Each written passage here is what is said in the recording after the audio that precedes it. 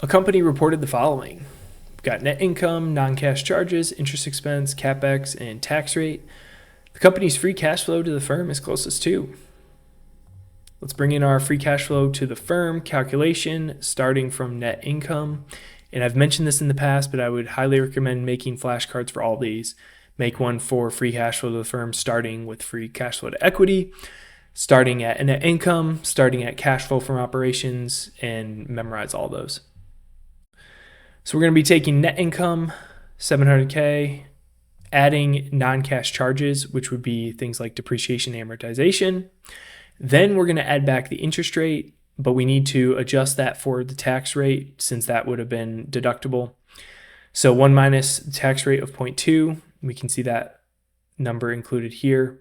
And then we're going to subtract out fixed capital investment, which would be our CapEx, and working capital investment. We're not given any numbers on that, so it's not included. It's shown as a 0 there.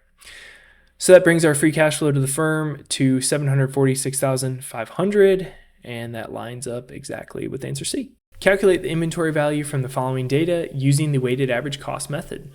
The transactions took place in the order mentioned below. So we have some opening stock, purchases, sold, etc. The ending inventory is closest to. All right, so we're going to calculate this. We're using weighted average cost method.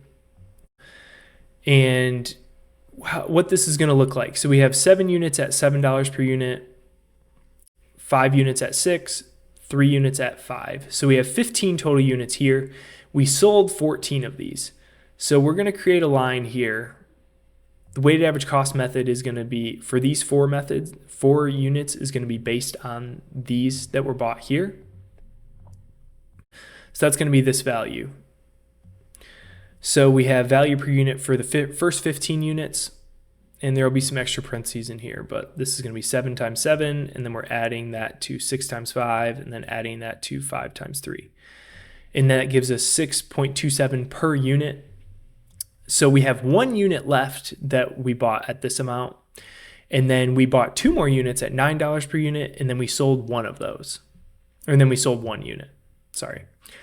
So then for the 3 units that we had prior to this last stock sale, how this is going to work is now we have 2 units at $9, which is reflected here.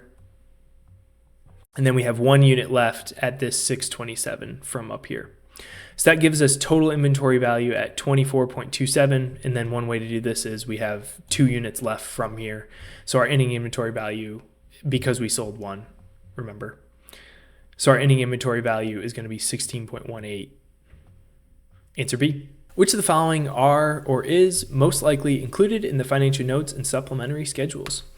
We have 4 different items here, and then we need to determine which of these are in there. So is it 2 and 4, 2, 3, and 4, or 1, 2, 3, and 4? So remember, for financial notes and supplementary schedules, stuff included in here is going to be more of one-off events or things that require some additional color commentary from management potentially. So we're looking for things that aren't normally going to be on the normal reports like balance sheet, cash flow statement, income statement. So we've got 1, subsequent events, i.e. events that occur after the balance sheet date. This would definitely be included, especially since it occurred after the balance sheet date, so it wasn't included in those numbers. 2, related party transactions. This is also something that would want to be included so that it doesn't look like the company is doing something to inflate numbers of one of the related companies or related parties. And this is a potential conflict of interest that should be disclosed, essentially. 3, operating segments performance. This would also be included on here since this is going to be a lot more granular and in depth of the company's breakdown of revenue and operating profits and whatnot. This will be a supplementary schedule, not included in the normal income statement. And 4, business acquisitions and disposals. These are going to be more one-off things and would require some color commentary as well. Oops. So given that all these are correct, that's going to lead us to answer C, 1, 2, 3, and 4. Consider the following information. We've got companies A, B, and C and their market value of debt and equity. A 4th company, X, operates in the same industry. Using the competitor's capital structure, what would be company X's proportions of debt and equity?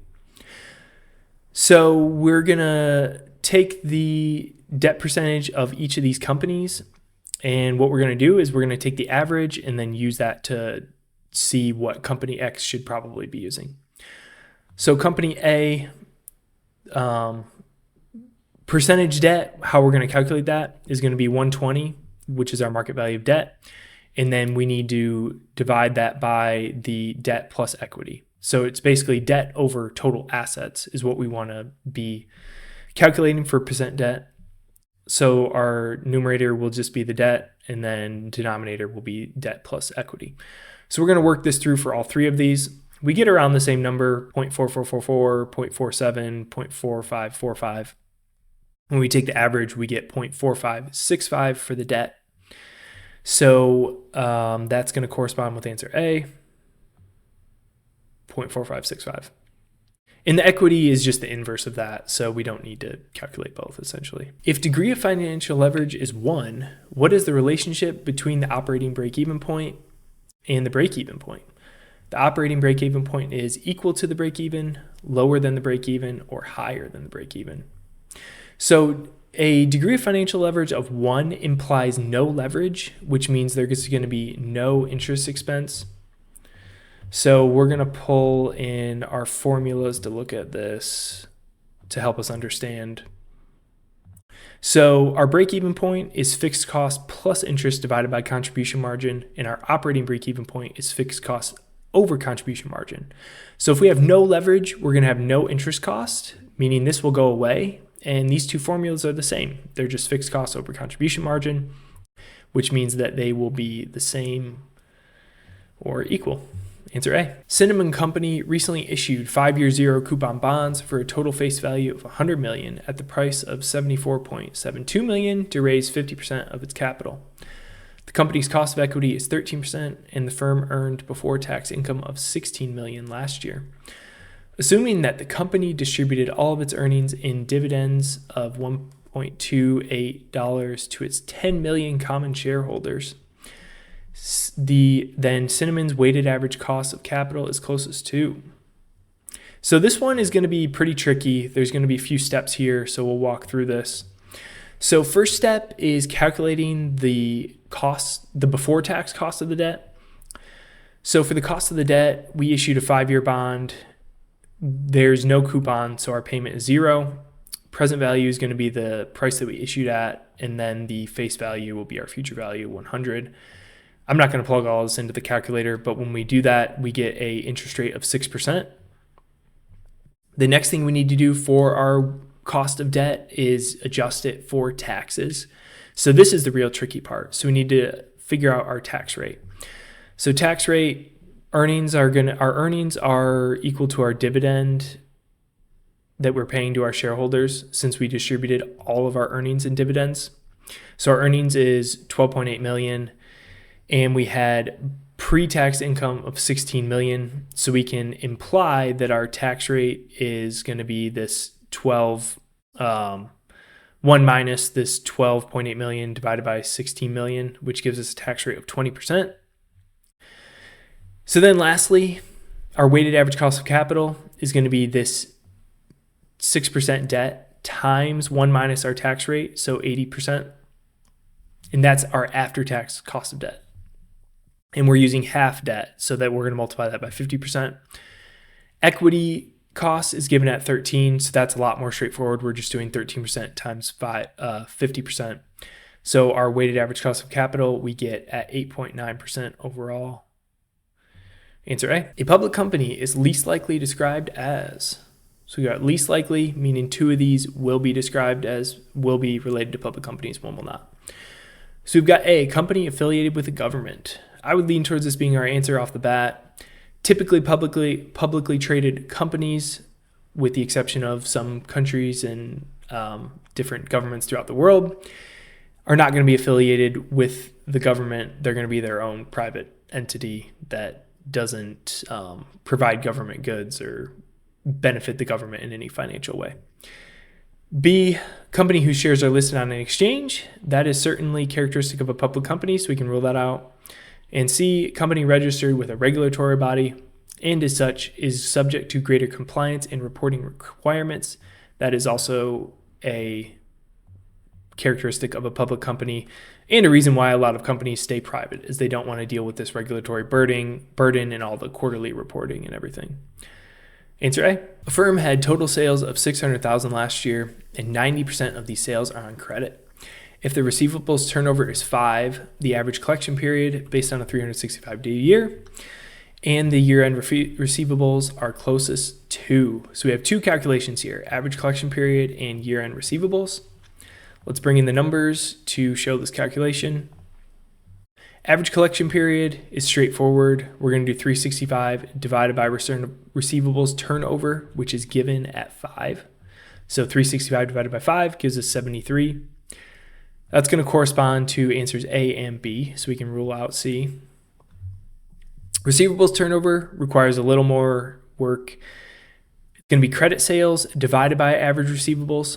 Our credit sales are our total sales times this 90% number. So 600K times 90%. And then we're dividing by X, which is our average receivables, which we are calculating for. So we're going to need to bring the X over here and then bring the 5 over here. So that gives us 540K divided by 5. So a average receivables of 108,000. Answer B. Best corporate management practices most appropriately suggest that A, all board of directors members should be independent. It doesn't need to be all. The CFA wants a lot or most of them to be independent, but they don't need to all be there. So I would rule that out. And then we've got at least 50% of all members on the board should be independent, or C, at least 75% of all members on the board should be independent.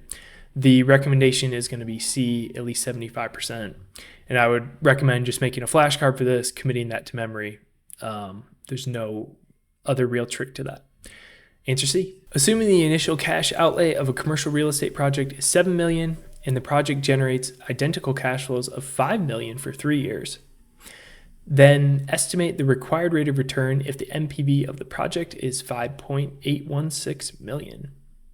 So I'm going to use time value of money calculation here to solve this.